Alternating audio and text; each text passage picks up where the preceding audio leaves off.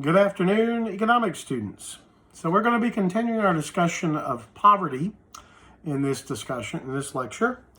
And so if you'll turn to chapter 14 in your textbook and turn to section 14.2, the poverty trap. And this is the difficulty of poverty that is being partially addressed by government programs. And we'll talk in a minute about what programs the United States has as a nation to assist those who are below the poverty line. But you can imagine that they're going to involve maybe giving money to the poor, some amount of money to boost them above the poverty line. So let's say you fall $2,000 short of the poverty line and the government gives you $2,000 a year as a supplement to your income so you can pay the rent and buy the food. That is part of our welfare system in the United States. Every country has something like it, or virtually every industrialized country. But there is a problem. Obviously, the taxpayers of a nation do not want to keep giving people money when they have got above the poverty line. All right, so I give you an assistance to your income to help you get above the poverty line, but let's say you get a job and you start earning money on your own like the rest of us. And naturally, the government is going to probably start cutting back on the amount of money you're receiving because you're gaining more income on your own. So they start cutting your benefits as your income reaches a certain level.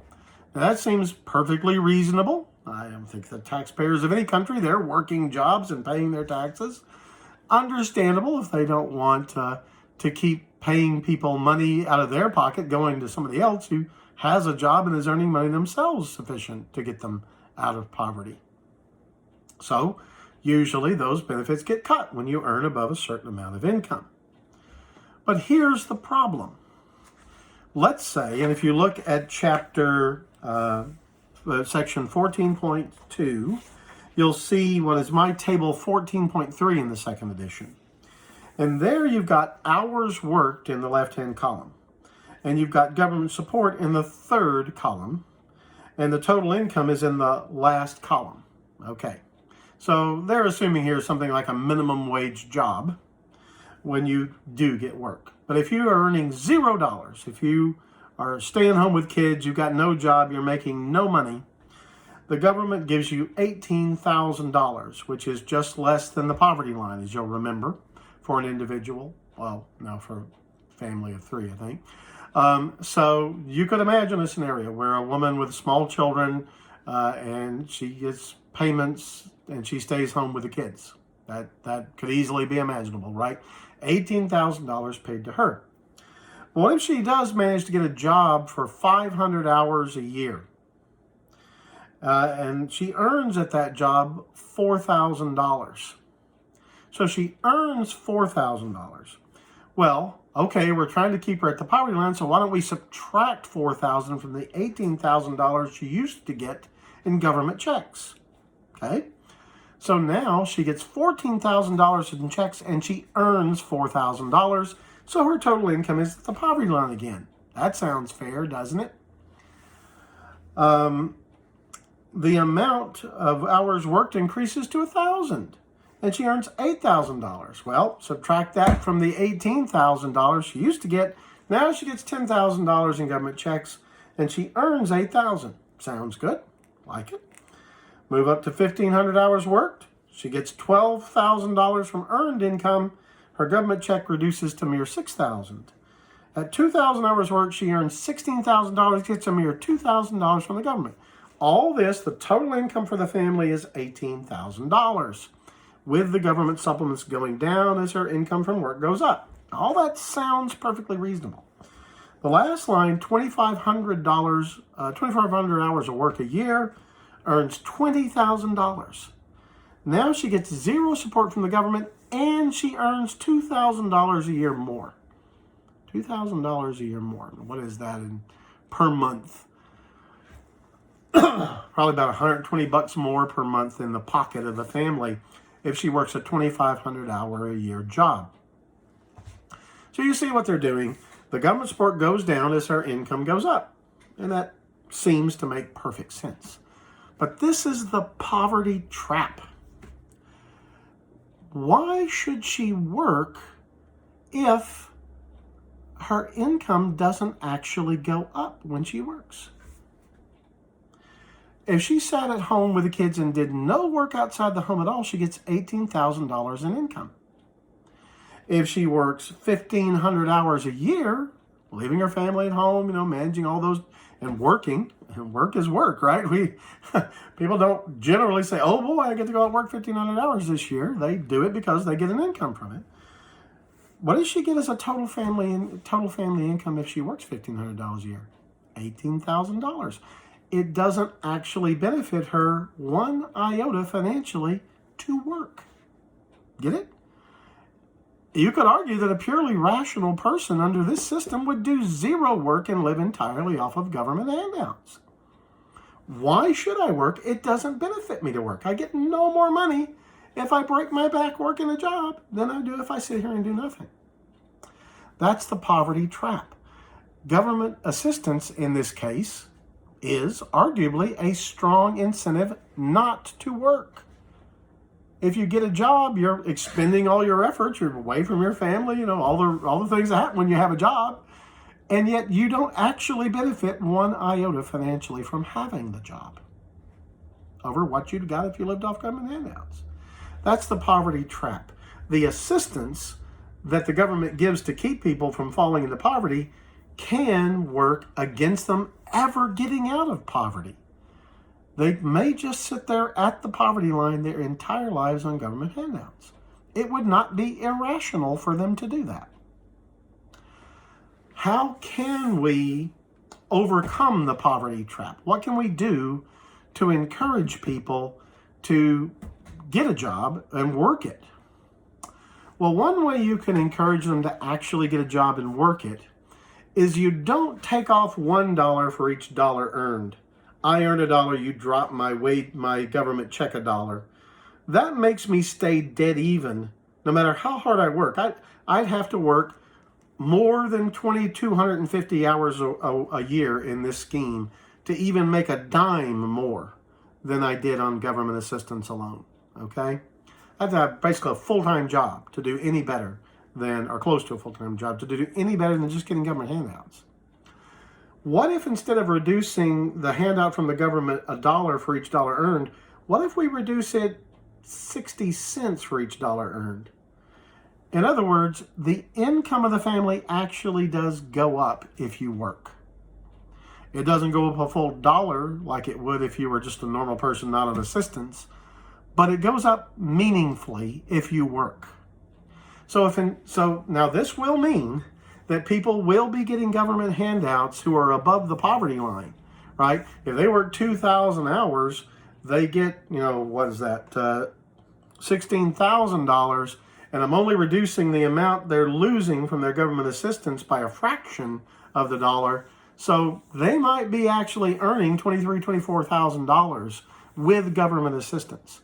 So some people might say, darn it, I don't want my payroll taxes going to support people who, have jobs themselves.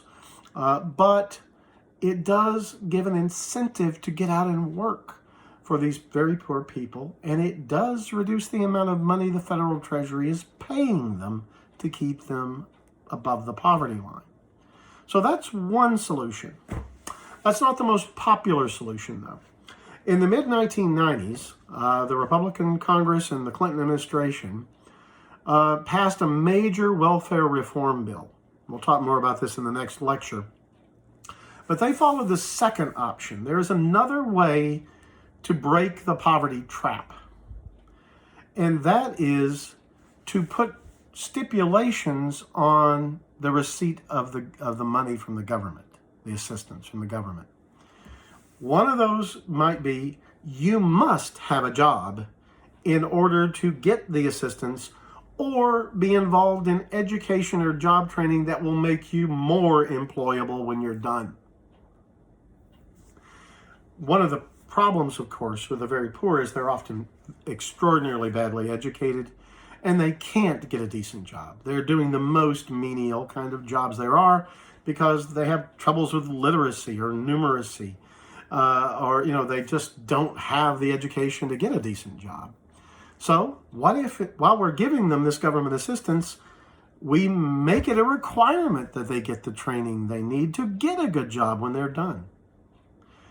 Or what if we say, you want this government assistance, you must work X number of hours a month. And you'll earn some money, but you'll also get this assistance, and that way you'll be above poverty, and you won't be sitting on the couch all the time. You'll have a job.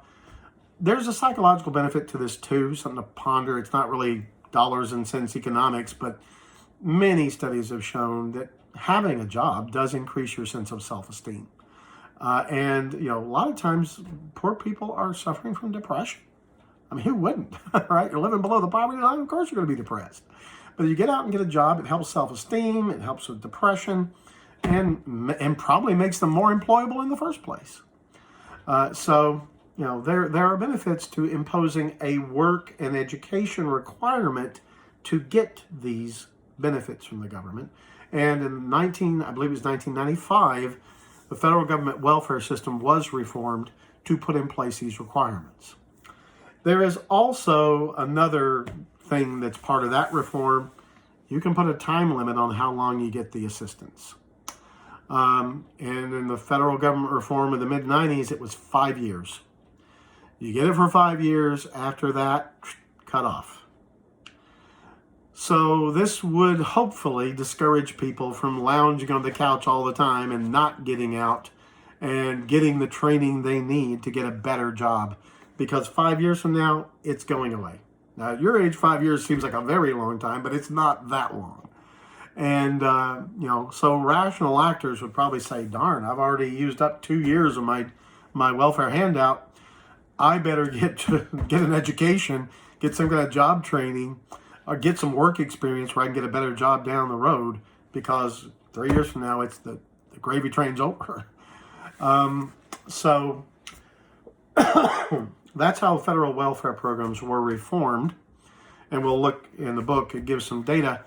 This basically does seem to have worked. It did greatly reduce the amount of money the federal government paid out on these programs. And it doesn't appear from independent studies that the very poor in America have been greatly hurt by them.